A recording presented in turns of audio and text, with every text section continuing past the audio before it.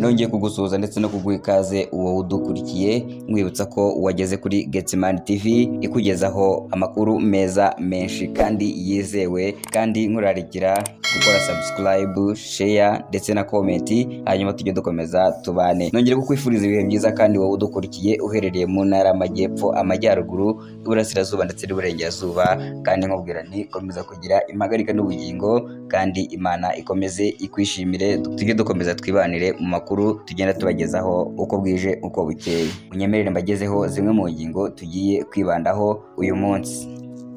I Goma bashyinguye imibiri y'abantu 22 bishwe na drone za FARDC. Naho mu karere ka Nyanza turaza kubabwira ko abagabo 2 bishwe bakekwaho kwiba ihene, kandi turaza kubabwira ko umugitifu uregwa kwaka ruswa y'ibihumbi 200 yavuze ko yapangiwe n'umukozi wa RIB. Munyemerere rero tugaruke mu kanya turambura aya makuru. Ikaze nanone mu makuru yacu arambuye. I Goma bashyinguye imibiri y'abantu 22 bishwe na drone za FARDC. Kuri uyu wa kane tariki ya 8 Mutarama 2026, i Goma muri Repubulika Iharanira Demokarasi ya Kongo habereye umuhango wo gushyingura mu cyubahiro imibiri y'abantu 22 bishwe n'igitero cya drone z'ingabo za leta y'iki gihugu FARDC cyagabwe tariki ya 2 Mutarama 2026 muri santere ya Masisi muri teritwari ya Masisi. Muri uyu muhango imibiri y'abapfuye yashyizwe kuri stade yitiriwe Ubumwe, aho imiryango y'ababuze ababo, abaturage n'abayobozi batandukanye b'inzego za gisivile n'iza gisirikare bateraniye hamwe ngo bifatanye muri uwo mubabaro. Nyuma y'iki gikorwa cyo guha icyubahiro ku mugaragaro abitabye Imana, gushyingurwa byabereye ahitwa Imubambiro. Umuvugizi wa AFC wa 23 mu bya politike Lawrence Kanyuka mu butumwa yanyujije kuri X yagize ati: uyu munsi twahuye ngo duhe icyubahiro abasivile bishwe barashwe n'ingabo z'inkoramaraso zihurije hamwe zikorana na leta y'i Kinshasa. Turabunamiye kandi twifatanyije n'imiryango y'ababuze ababo. Yunzemo ati: aya mahano ntazigera yibagirana. AFC mu 23 irahamya ko izakomeza kurinda abaturage b'abasivile no kurwana ku burenganzira bwabo bwo kubaho bw'umutekano n'icyubahiro. Izi ni ingaruka z'ibitero bitandukanye by'ingabo za RDC zifatanyije na Wazalendo, FDLR n'indi mitwe yitwaje intwaro zikomeje kugaba ku baturage bo mu burasirazuba bw'iki gihugu, igice ahanini kiri mu maboko ya M23. Naho mu yandi makuru, i Nyanza hishwe abagabo 2 bakekwaho kwiba ihene. Abantu 2 barakekwaho kwica abagabo babaziza kwiba ihene nk'uko byemejwe na polisi ikorera mu ntara y'Amajyepfo.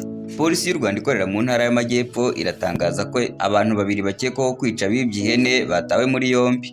Itangazamakuru ryamenye ko mu mudugudu wa Buruba mu kagari ka Butara mu murenge wa Kigoma mu karere ka Nyanza mu ijoro ryo kwa 7 Mutarama 2026 hari abantu babateye biba ihene. Bukeye bwaho kuri uyu wa kane tariki ya 8 Mutarama 2026 bajya gushaka izo hene basanga aho abazibye bari, abandi barabarwanya. Bariya bakekwagaho ubujura bari bafite imihoro, habaho kurwana, abaturage barahurura, abandi birwanaho ndetse bamwe mu bashakaga ihene zabo barakomereka, ariko abakekwagaho ubujura 2 barapfa. Umuvugizi wa polisi mu ntara y'Amajyepfo CIP Kamanzi Hassan yabwiye itangazamakuru ko hari ibikorwa byabayeho byo guhangana, bamwe barakomereka abandi barapfa. Yagize ati: polisi yafashe abagabo 2 bafungiye kuri sitasiyo ya polisi ya Busasamana. Amakuru yizewe yageze mu itangazamakuru nuko bari barazengereje abaturage biba, ndetse ngo mu bihe bitandukanye bagiye bafunga bagafungurwa nabwo bazira kwiba. Polisi irasaba abaturage kwirinda ubujura ndetse abaturage bakirinda kwihanira. Andi makuru avuga ko imwe muri izo hene zari zibwe yabonetse igahita ibyara. Naho mu yandi makuru, gitifu uregwa kwaka ruswa y'ibihumbi 200 yavuze ko yapangiwe n'umuyobozi wa RIB. Urukiko rw'ibanze rwa Ndora rwategetse ko gitifu w'umurenge wa Mamba mu karere ka Gisagara n'abandi 2 barimo ufatwa nka komisiyoneri bakurikiranwa bafunzwe by'agateganyo. Abaregwa ni abantu 3 aribo Gatongore James wari umunyamabanga wa nshingwabikorwa w'umurenge wa Mamba mu karere ka Gisagara, Jean Bosco Ntayomba na Emmanuel Niyomugabo, bose baregwa icyaha cyo gusaba, kwakira no gutanga indonke.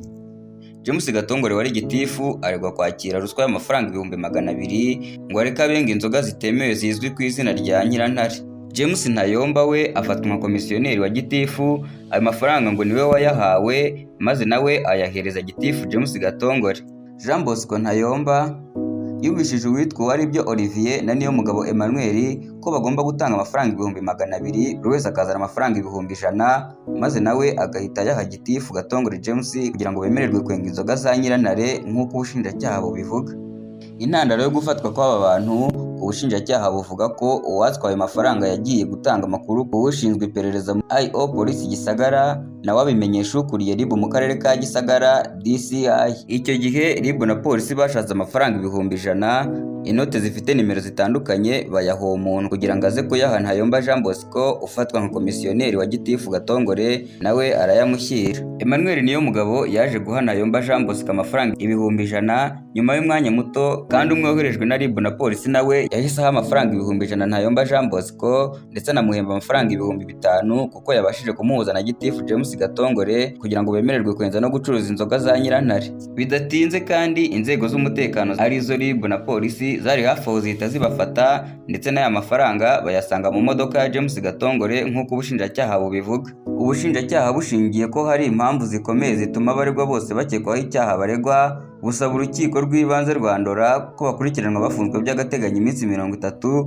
mu gihe iperereza rigikomeje. Gitifu James Gatongore imbere y'urukiko yahakanye ibyo aregwa, avuga ko ibyakozwe byose ari umugambi wacuzwe na Sebasaza Emmanuel wari ukuriye RIB mu murenge wa Gikonko CI mu karere ka Gisagara, dore ko Gitifu Gatongore yayoboraga umurenge wa Gikonko nyuma aza kwimurirwa i Mamba. Gitifu Gatongore yavuze ko yabonye Sebasaza aza muniga ari kumwe n'undi muntu, baragundagurana ndetse bararwana, abaturage barahurura kurwana birarekera maze bajya kuri RIB.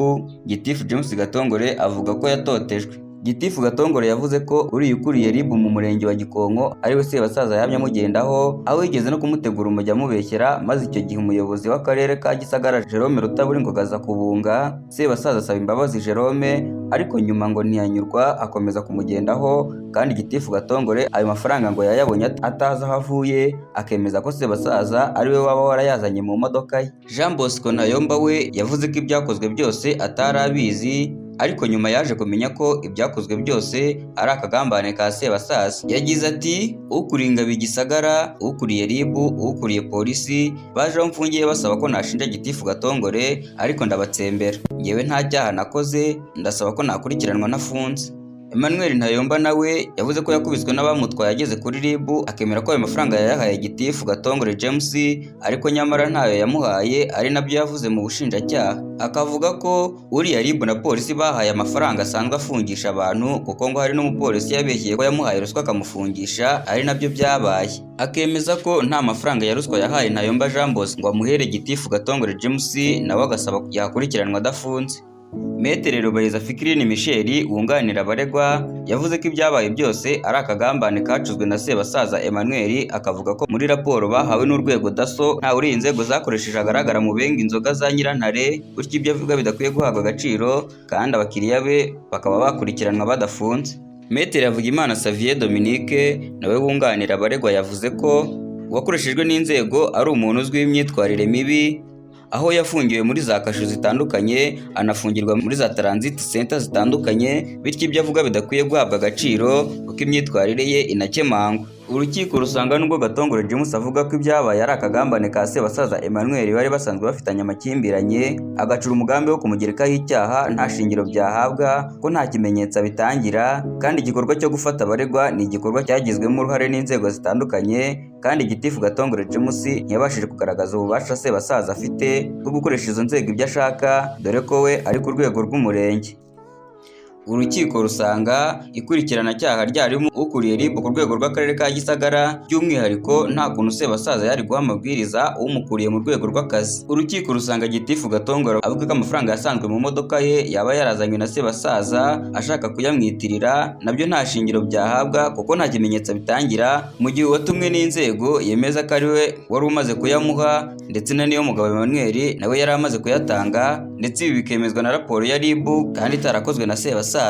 Urukiko rusanga kuba Emmanuel Niyomugabo yarageze mu rukiko agahakana ibyo yavuze muri RIB nta shingiro byahabwa kuko aterekana ikimenyetso ko ibyo yavuze yari yashyizweho agahato. Urukiko rusanga mu iperereza ryakozwe na RIB hari amafoto agaragaza ko Gitifu Gatongore James na Ntayomba Jean Bosco bafatanywe amafaranga bari bamaze guhabwa, kandi ayo mafoto agaragaza amwe mu mafaranga bafatanywe ndetse afite ibimenyetso byari byabanje gushyirwaho n'inzego zishinzwe iperereza mbere y'uko bayahabwa.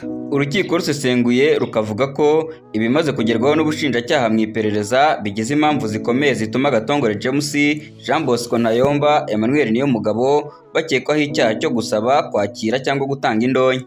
Urukiko rusanga kuba hari impamvu zikomeye zituma Gatongore James, Jean Bosco Ntayomba ndetse na Niyomugabo Emmanuel bakekwaho icyaha cyo gusaba, kwakira cyangwa gutanga indonke, kandi kikaba ari icyaha cy'ubugome gihanishwa igifungo kirenze imyaka 2, ndetse mu bakekwa hakaba harimo umunyamabanga nshingwabikorwa w'umurenge Gitifu wari ukwiye kuba intangarugero mu kukirwanya. Ariyo mpamvu bagomba gukurikiranwa bafunzwe mu gihe cy'iminsi 30, kuko bakurikiranywe bari hanze bashobora kubangamira iperereza ndetse bakanatiza umurindi ikorwa ry'icyo cyaha. Urukiko rwemeje ko hari impamvu zikomeye zituma Gatongore James, Jean Bosco Ntayomba ndetse na Niyomugabo Emmanuel bakekwaho icyaha cyo gusaba, kwakira no gutanga indonke. Dutegetse ko Gatongore James, Jean Bosco Ntayomba ndetse na Niyomugabo Emmanuel bakurikiranwa bafunzwe mu gihe cy'iminsi 30. Gusa amakuru avuga ko aba baregwa bose batanyuzwe n'iki cyemezo, uburyo bahise bajuririra ku rukiko rwisumbuye rwa Huye.